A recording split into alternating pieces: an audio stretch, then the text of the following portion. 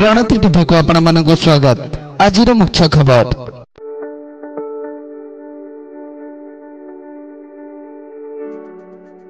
सदर छत्रपुरस्थ Shivkumar Pattnaik reading room परिसर रे शंकर चक्षु चिकित्सालय छत्रपुर शाखा पक्षर शुक्रवार एक मागणा ग्लूकोमा और परल चक्षु परीक्षा शिविर अनुष्ठित हो जाइछि। छत्रपुर प्रेस क्लब रो सभापति प्रशांत कुमार महाराणा जोगदे एही शिविर को आनुष्ठानिक भावे उद्घाटन करथिले। शंकर चक्षु चिकित्सालय संगठन एभली कार्य को स्थानीयवासी और विभिन्न महल रे भूयसी प्रशंसा करथिले। शंकर चक्षु चिकित्सालय रो उपदेष्टा बी श्रीनिवास जोगदे चिकित्सालय पक्षर प्रदान कर जाइथिबा विभिन्न सेवा संपर्क रे आलोकपात करथिले।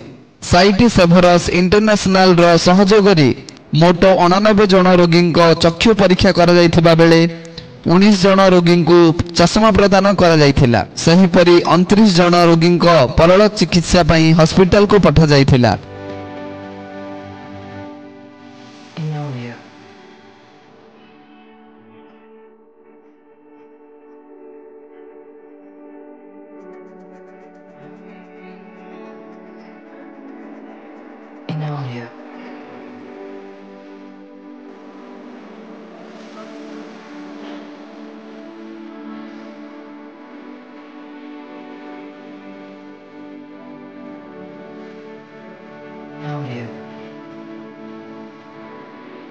समस्त कार्यक्रम को शंकर चक्षु चिकित्सालय कैंप मैनेजर नलिनी कांत राउत परिचालन करिथिबा बेले चीफ ऑप्टोमेट्रिस्ट बी ललिता, चक्षु टेक्नीशियन के Payal Patra, Gayatri Sethi, Deepika Rout, Shivkumar Pattnaik reading room manager Kalia Behera प्रमुख सहयोग करथिले।